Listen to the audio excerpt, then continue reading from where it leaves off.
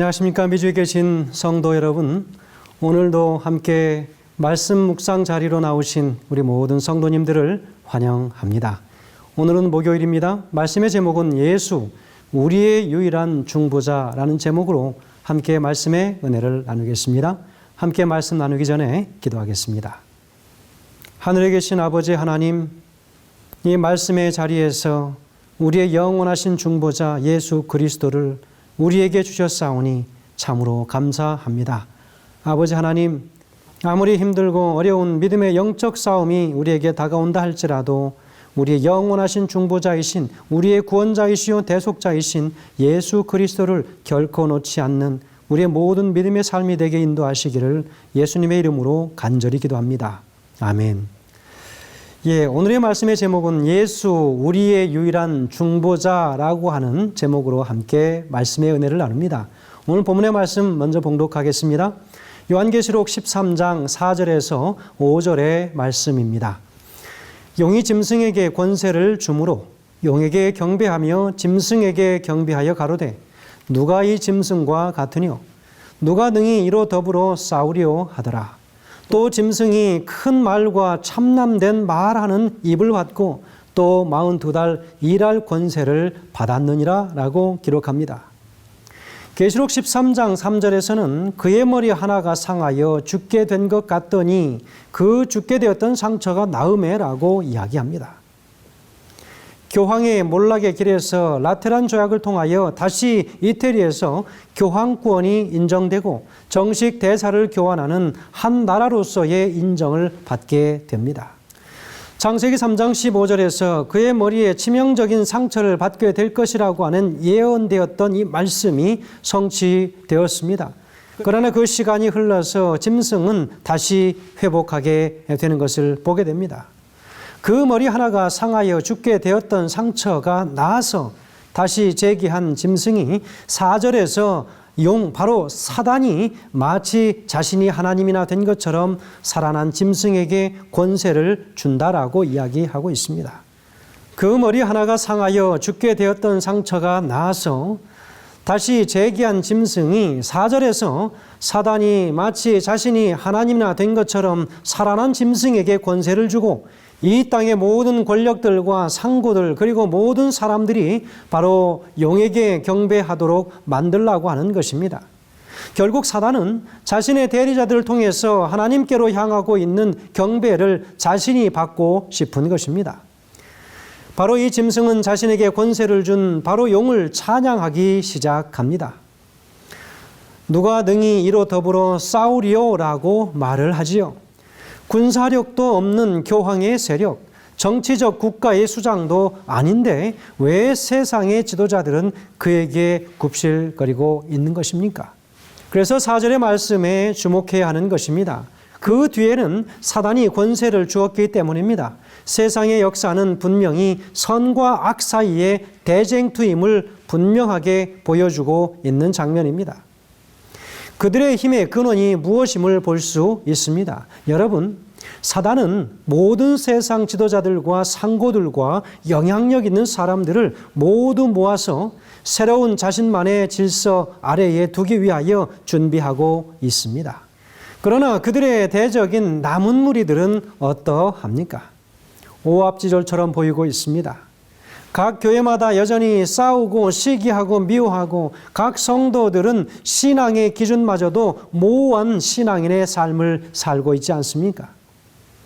그러나 분명한 것은 하나님께서는 준비된 사람들을 깨우치실 것이고 바로 이 교회는 승리할 것입니다. 약해 보이지만 결국 하나님의 교회와 진실한 백성들은 승리할 것입니다.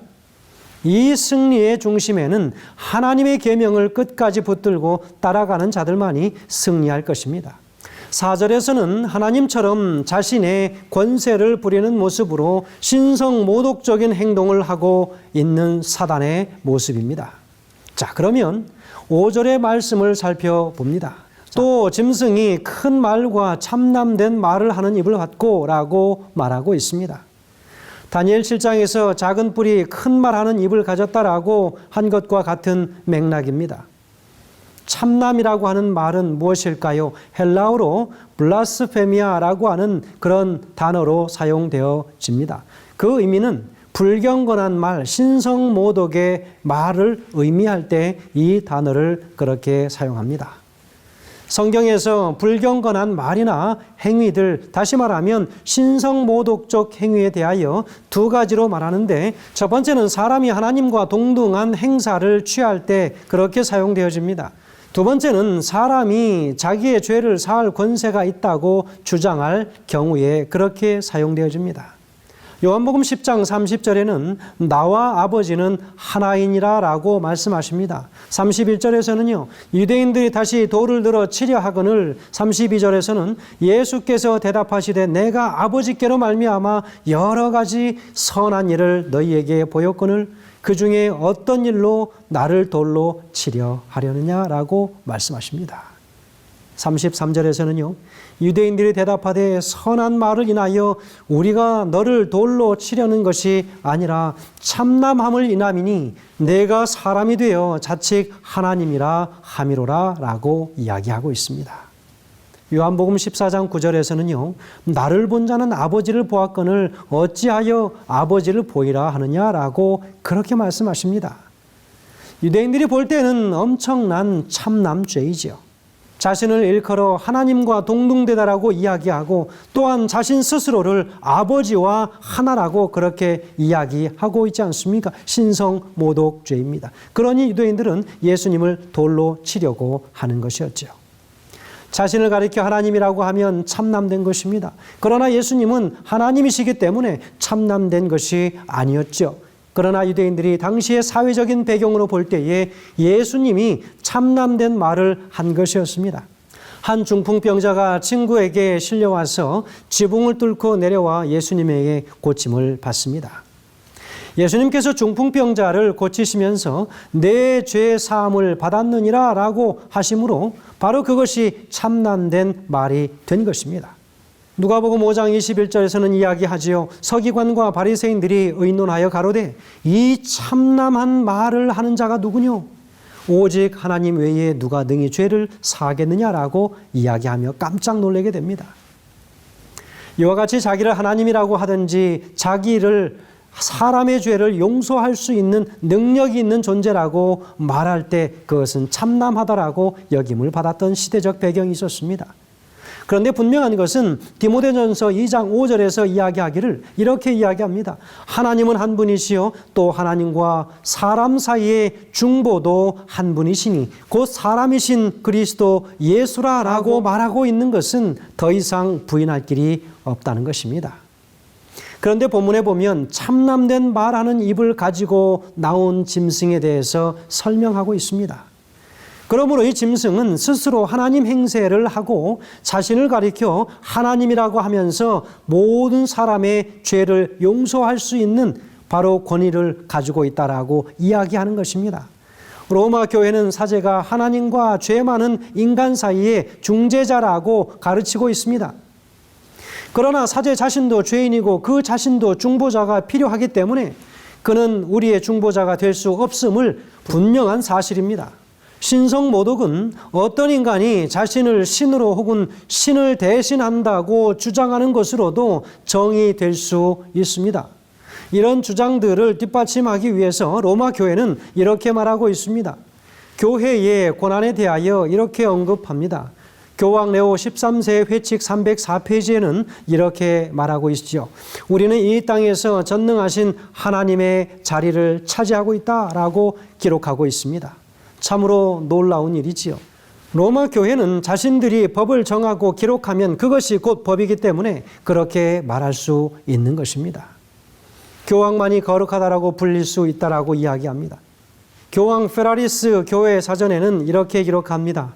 교황만이 가장 거룩하다고 볼 수 있으며 거룩한 군주, 지고한 황제 또한 왕 중에 왕이라고 불리울 수 있다. 교황은 그토록 큰 위엄과 능력에 속했기 때문에 그리스도와 하나가 되어 동일하다.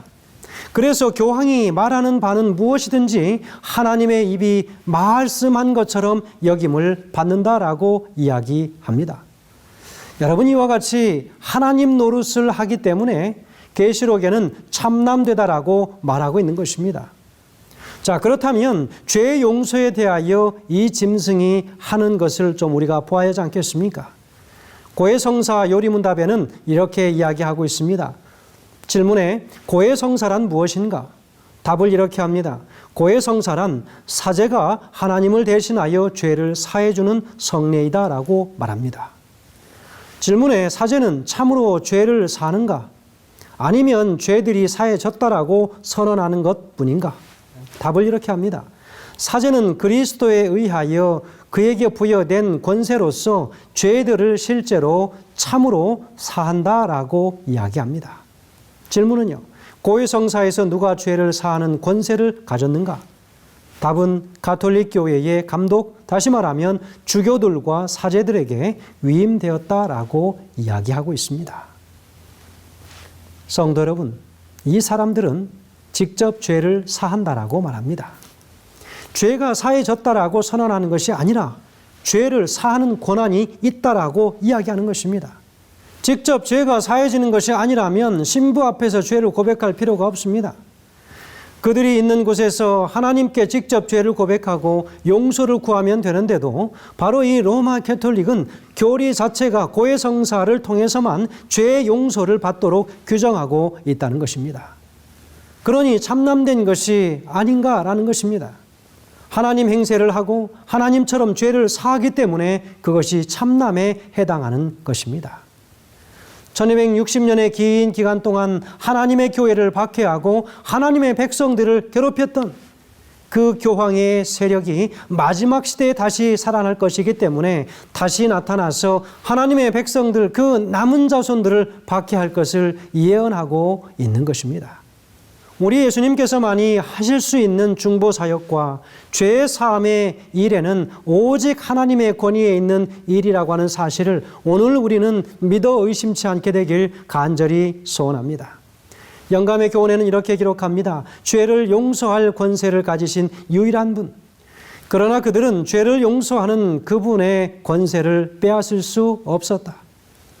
숨을 거두시면서 그분은 자신의 신성과 아버지의 영광에 대한 증거를 나타내셨다. 그분의 귀는 들으실 수 없을 만큼 둔하지 않으며 그분의 말은 구원하실 수 없을 만큼 짧지도 않으며 그분의 팔은 구원하실 수 없을 만큼 짧지도 않으시다. 당신을 힘입어 하나님께 나오는 모든 사람을 온전히 구원하시는 것이 그분의 대권이다라고 기록합니다.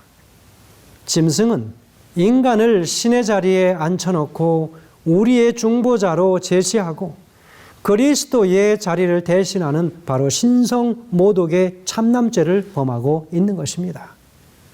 우리의 참된 중보자는 오직 예수 그리스도이심을 다시 한번 우리 심령 가운데 확신하게 되는 그런 그리스도인의 삶을 생애하시는 오늘 하루가 되시길 간절히 소원하면서 말씀을 드립니다. 기도하겠습니다. 사랑이 많으신 아버지 하나님, 우리 삶 속에서 우리의 사랑의 아버지 하나님, 우리 삶 속에서 우리의 영원하시고 유일하신 참 중보자는 예수 그리스도 한 분만이시라고 하는 것을 다시 한번 깨닫게 도와주시니 감사합니다.